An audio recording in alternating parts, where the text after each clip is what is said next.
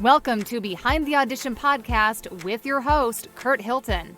Listen in on interviews with voiceovers, filmmakers, producers, animators, and much more. Curt, a voice actor himself, will give insider tips to the business, talk with guests about how they got into the business, and be sure to stay tuned to the end of the podcast when he challenges his guests with a pop-up audition. Now it's time for Behind the Audition podcast. Here's Curt Hilton. Welcome back to another episode of Behind the Audition with Curt Hilton. That's me. I am so excited with, my next guest. I keep finding more and more voice actors here in Raleigh, North Carolina. I guess we're going to be the new, the voiceover East Coast. I really don't consider us the South. We are the South, but 1 in 4 people in Raleigh, North Carolina are from North Carolina. And I've proved that point with friends I've been with. I'm from the Midwest, been here 13 years now, but I meet people from Ohio, Iowa, New York, New Jersey. And my next guest, she has been all over TV, all over radio. You've heard her voice everywhere. McDonald's, DreamWorks, Busch Gardens, SeaWorld, Coca-Cola, Chick-fil-A, Dunkin Donuts, and more. And she worked with Randy Jackson, which is very super cool. I love Name That Tune. Who doesn't love Randy Jackson? And she was the live announcer voice for Soul Train on BET. Ladies and gentlemen, welcome to the show, Kesha Monk. How are you doing? I'm great now that I'm here with you. Oh, that's very nice. That's very nice. We were talking before the show, the North Carolina, we get to the 70s and all of a sudden, I sometimes, I'll admit I have like a nasally voice, but at this time of year, I get a deep voice. So it's kind of cool. I'll walk around the corner. My wife comes. I'm like, hey, what's going on? I got the deep voice. So I like Phoebe from Friends. I like to have the little bit of the raspy voice this time of year. So how are you doing? I'm great. I'm super honored to, first of all, meet you. It's always a beautiful thing to know that there are other voice actors here in Raleigh, North Carolina. Mm-hmm. But yeah, just totally psyched to be on your show. Thanks so much for the invitation. Absolutely. And we are probably the coolest roster in Raleigh soundtracks with Beckett, the boss lady herself, Donovan Corneets, he's on the roster too. We work with some great, amazing voices, but she really keeps her voice roster pretty tight, and I love it. And everybody has meetings. I got to get to one of the meetings. I've been kind of reclusive, so I got to get to one of the meetings one of these times. Absolutely. I have a funny story about soundtracks and Beckett, but I'll save it for later. Well, I saw your resume, and first of all, when I saw everything in life, everything that you've done, and just being a live announcer on the Soul Train, where I still, when I watch the Fresh Prince of Bel-Air, I still laugh every time when I see them when they go on the Soul Train, the action figure episode. The Soul Train show itself. Growing up, I was born in the 70s. That the dance moves, it's where a lot of people learned how to dance, was watching Soul Train, and you got to be the voice of the live show. How is that? Well, the thing is, I also grew up with Soul Train, and I don't know, after and of course we'll get into my life story in a minute, but I am such a voiceover geek. It's literally something that I said, you know what, I want to be the live announcer for Soul Train, literally. And at the time that I asked them if I could do it, I didn't have any experience. I literally was just a fan, familiar with the culture, grew up with the show, and always wanted to be a part of that production. You know what I mean? And so I asked for the gig and I got it. It has been a dream, literally a dream come true. This past November was my 7th year in a row doing it. So Wow. I'm pretty psyched. Yeah. So choosing this industry, you said yourself, what made you want to be a voice actor? Whose voice, got you into this industry and said, this is what I want to do?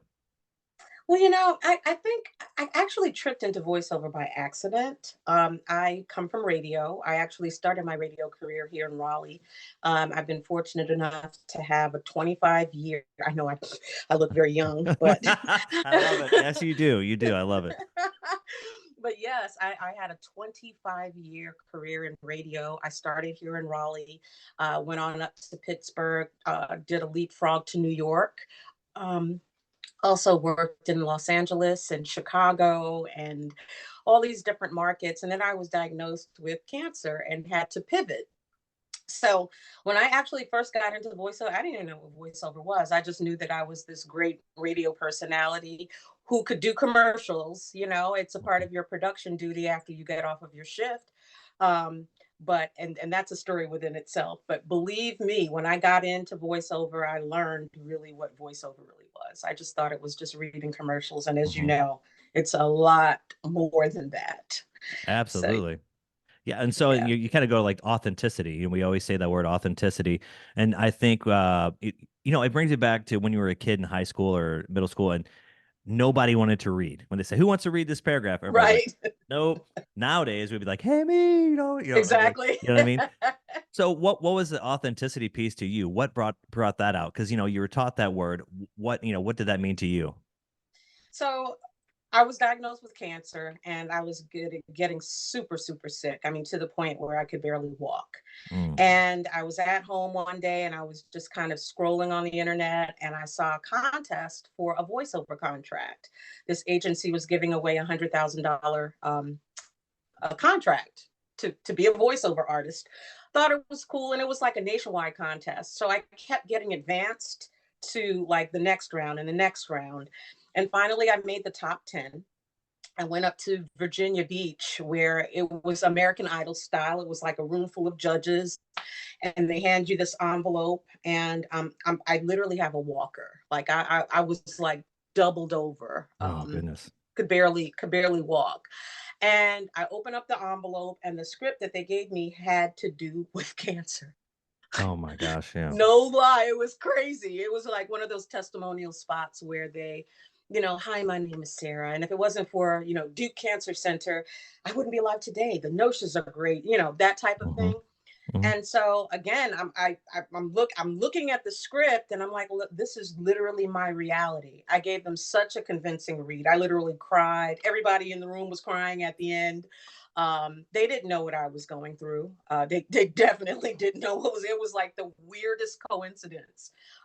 So I didn't win the contest, but they offered me a contract anyway. And that was Wow. literally my start to my career, my understanding of really what the art of voiceover really is. It's literally making everybody in the room believe you. Wow. Thinking about this now, your first audition, what was that like? Your first time being a voice actor. What was it like that first? Like you already did the audition, and so you Right. you got the part. What was that first feeling like for those wanting to get into this? Like you did your part. How did you feel? And unfortunately, this was a thing you're going through, and it it kind of went with your lifestyle at the time. What was It that did. like? It did. It's really hard to put into words. I just felt that, a moment ago I did say that it was a coincidence, but now looking back in retrospect, maybe it wasn't a coincidence at all. I really feel that being a voiceover artist or being a storyteller, which is Hmm. like literally what I like to tell people, maybe it was my destiny. Um, it's really hard to describe, from the audition process to my very very first job in voiceover, which was, oh my gosh, I was I got to play Gloria from Madagascar. Oh wow. You know how they have those shows like at the amusement parks, Yeah. uh, and Hmm. so they had like a production of Madagascar, Hmm. and the very first line I had to do was, "I like to move it." You know what I mean? And so it was just amazing. I mean, again, and I don't even think a lot of people really understand how powerful voiceover is. And from that moment, I just realized that everything is a voiceover. We Hmm. talk to automated voicemail systems and we use apps, and we like the world is a voiceover to me. Like everything is generated by voice. And Hmm. so I never even thought about that. Like, wow, the voices like in these productions at these amusement parks, they're voiceover artists. Like I Right. literally began, it was real life learning on the job. Hmm. Exciting, like totally exciting. That opened up the world of the possibilities of animation and video games and all of these cool things that I never thought about. Hmm. Prior to that, I just thought that voiceover, you just read commercials. It's what you hear, when you watching television or listening to the radio. I can't even explain. I think I'm doing a poor job of explaining it now. No, It's no, just, no. I'm visual. I mean, because it's yeah. something like you get into the world and then you see all these exciting Mhm. roles you can play. Like when I started, my thing was video games, and Yeah, I mean, I do them, but I still prefer commercial. I still think commercial that, is my favorite. But the bread and butter in this world is, we always say it, is e-learning, narration, all that stuff. There's really commercial is your agent or your production company or whoever you work with a lot, they'll send those feeds to you. But you know, you landed something that you got excited about. I mean, McDonald's and like I said, your DreamWorks and Busch Gardens, landing those roles, you just those name brands. I mean, how did that make you feel knowing I'm gonna be the voice for McDonald's? I mean, that's a oh big my deal.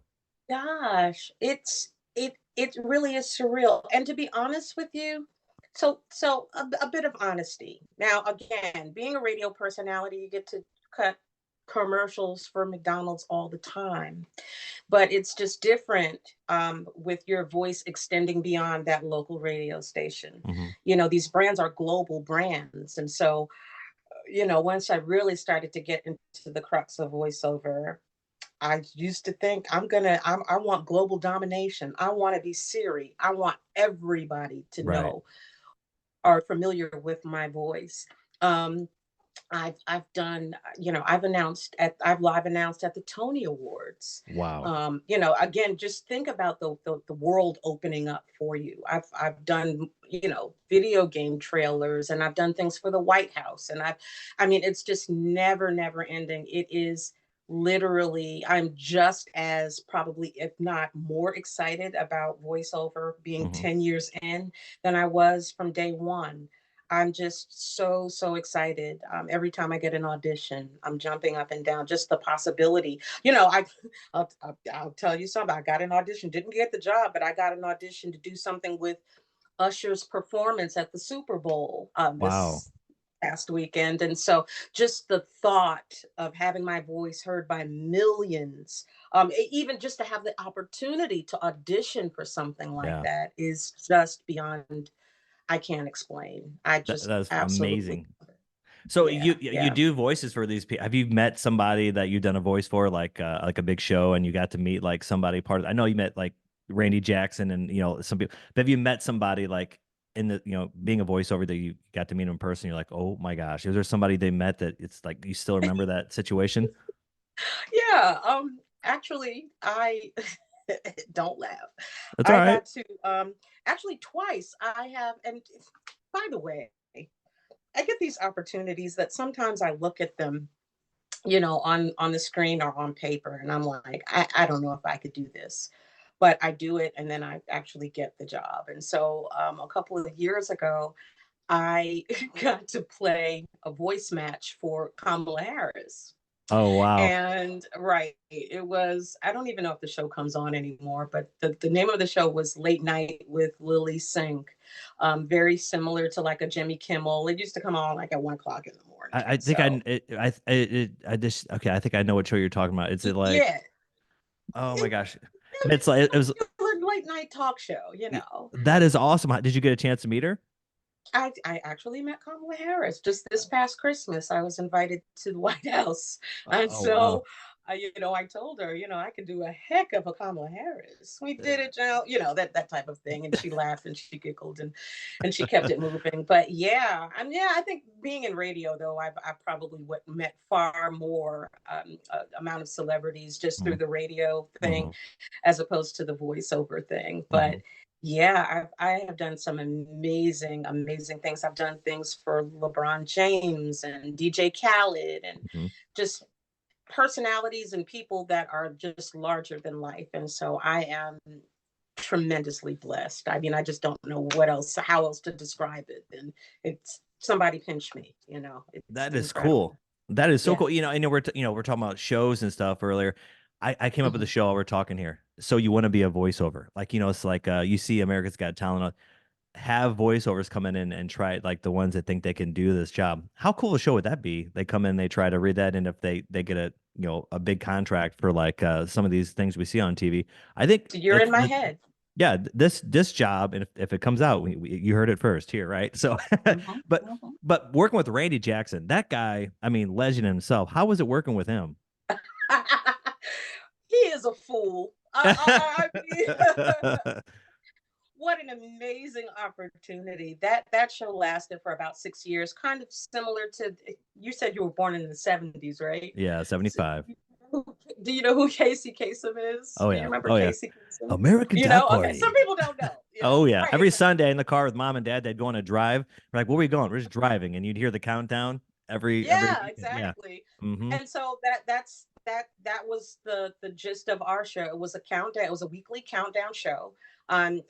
Primarily heard in on urban radio stations, and so a majority of that 6 years, it was remote. And so at the time I was in New York and he was in LA. And so after I got off the radio, I would run down to the CBS Broadcast Center on 57th Street. And, you know, everything was done like through the headphones or whatever. But whenever he was in New York, he'd invite me to the Mandarin Hotel and, you know, have me buy me champagne and do all the things that big, huge global superstars do.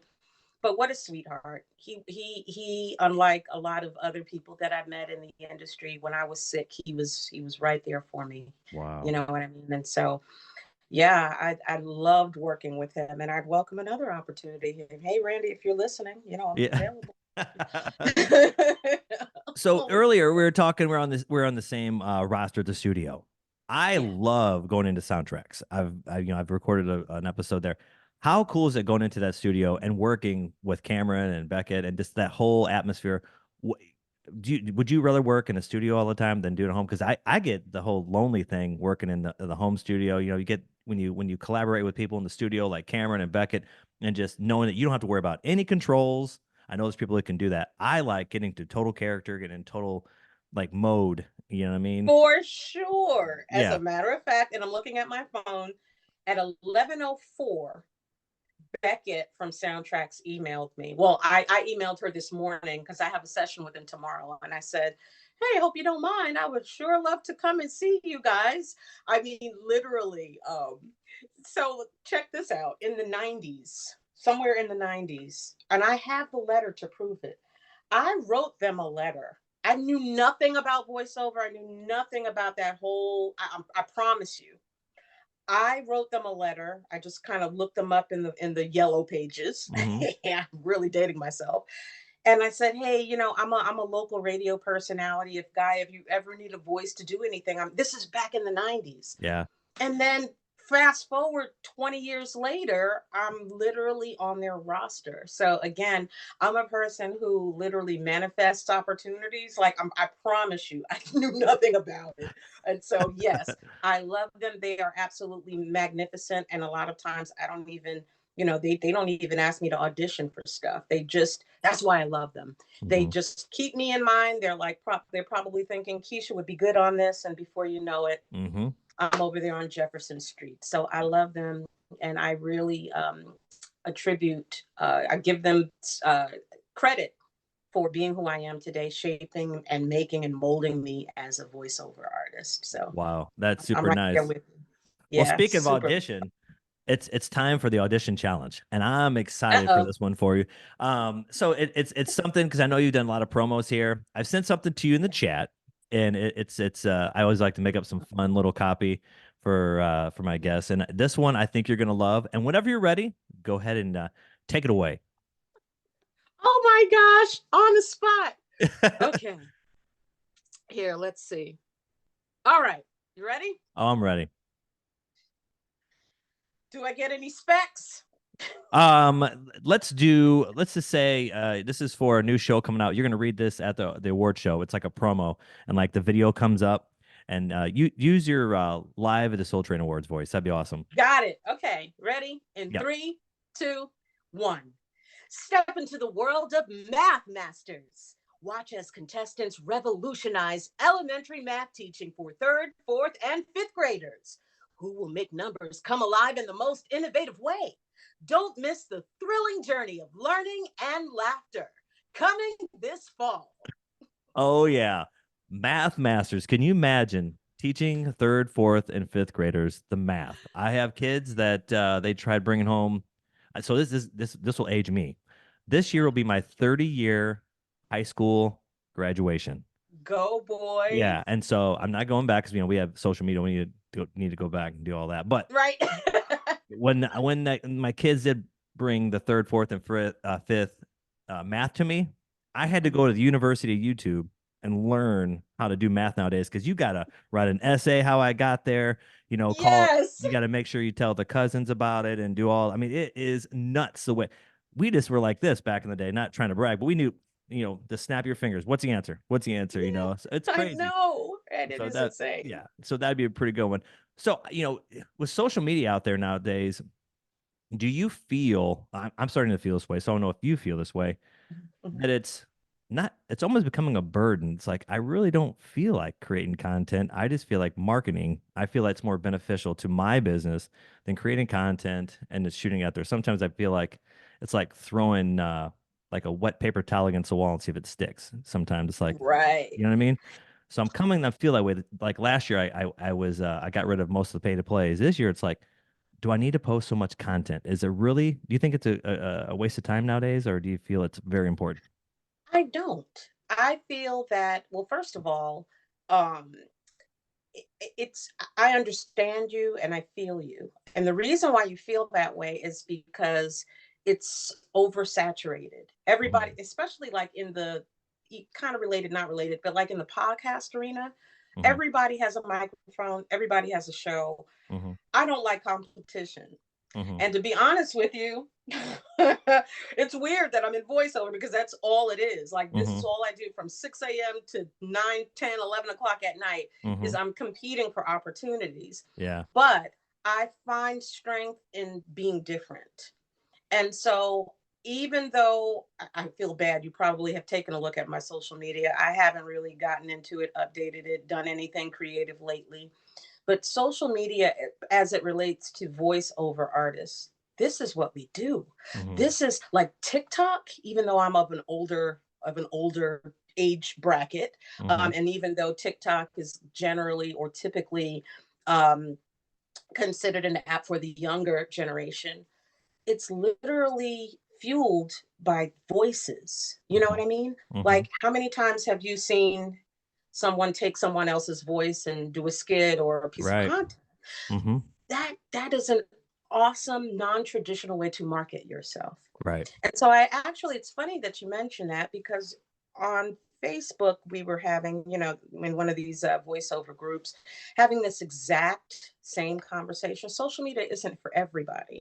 Mhm. But if you can find a unique way to market yourself, you Mhm. can literally make folks come to you. Social media is where Ava DuVernay, the the the the global magnificent movie producer director, offered me a job to voice some promo work on OWN.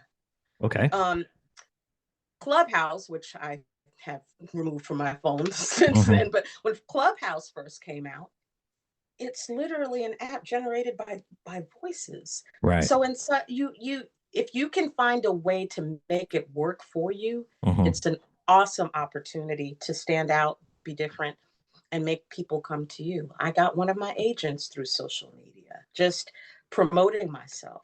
Right. Again, it if you know how to work it, it can definitely work for you. So Right. I'm a huge cheerleader of social media. That is, if you know how to do it correctly. Right. Right. Not use it in a negative manner to, get negative attention. I found LinkedIn has been my favorite, as well as, I do like Instagram. I got rid of the TikTok. I got rid of the Clubhouse. But I think what I got burnt out was the whole creating content to just shoot out there. But I think what you said was, what people and myself need to hear is create it for not just promoting yourself, but create it for, showing what you've done and showing, what you can do, but not, not, you don't have to do it every single day. You know what I mean? Make sure Exactly. it's productive, and at the same time it's good for those who are going to hire you. It can be. And you have to think it's not always necessarily, here's my voice on this commercial that I did, so forth and so Right. on. There are really unique, creative ways that you can present these jobs to the world. There are a lot of voiceover actors that will let you peek into the auditioning process, give you a few seconds of the auditioning process, and then let you listen to the real commercial after it's been produced. And so that could be interesting. But it can be incredibly disappointing if you're not getting the likes or the thumbs up or the, Mhm. So I get it. I get it. But if I'm bored, I'll probably roll up my sleeves and figure out, a way to that is a way to market yourself. I'm Mhm. telling you, it works. I know. Do you know? Are you familiar with a gentleman named Stefan Johnson? Yeah, I had him on the show. The Oh, you yeah, did. yeah, it was kind of funny. I reached out to him not too long ago to get him come back on again because we were talking about getting back on here. When he was on the show, he had 3 million followers or 300,000. It was something crazy. And at that time, I was like, oh my gosh. And he has over 7 million followers on there. And we talked about that. And even what I like about him, it's the reviews, the food reviews, and the content he posts is so it's awesome. He shows his voice and his range and everything just by doing reviews. Exactly. It's not, Right. hey, welcome back. I'm another voiceover, and it's authentic what he likes, and and it's funny too. Like his reviews It's are, yeah, he's it's great. he is a hoot. And it's Hmm. very unique way to to market yourself. I mean, Hmm. I want to say, if I'm not mistaken, Will Smith reached out to him to say, hey, I love your voice. I got a Yeah. job for you. Wow. So yeah, if you could figure out a way to get in where you fit in, I say go for it. That's awesome. And so, how much time do you think you spend on marketing nowadays? I mean, I know a lot of people, like I said, we've gone away from the pay to play. Some of us, but do you focus? How much? What percent do you think you focus on your marketing throughout the week? Is there like you said, I give myself 60 minutes a day. I give myself 3 hours a day because I know we can get burnt out. We're recording, and we have to edit, and we have to send out. How much time do you think you spend a week marketing your business? Complete transparency, probably less than 5%. And the Okay, reason why is because I'm literally at a point in my career where I don't have to market a lot. I that's have a awesome. New York agent, I got an LA agent, I have relationships with probably in upwards of 100 smaller production houses across the country. I have a bunch of mid-tier agents, and me and you got to have a conversation about the pay to plays. I literally just signed up like last year. I'm Hmm. having tremendous success. Wow. Tremendous. I recorded something for the Oscars through a pay to play Wow. See just a couple of this days. is why I have these conversations because I get mixed reviews, mixed bags of it's good for me. I've had phone call conversations with former guests on the show who are rocking it out, and I have some that it might be maybe it's a saturation of what they're auditioning for, but that's fantastic that you're having success, and that's good things that we need to hear. You know what I mean? Some great opportunities. It's just a matter of you having patience. And so I my voiceover career or experience, I should say, is one big like I'm just all over the place. That's good. And every once in a while, and I might have to ask you for a favor, as a matter of fact, every once in a while, because I'm a creative and my brain goes like this Hmm. nonstop. Hmm. I literally was on Facebook and I saw this ad for something called the Raleigh Little Theater. I had never heard of it. It's right here in Raleigh, over there Hmm. by NC State. Hmm. I'm like, this is so cool. It's so cute. It's like an actual theater and they actually do productions. I'm like, I bet you, and they have an education division.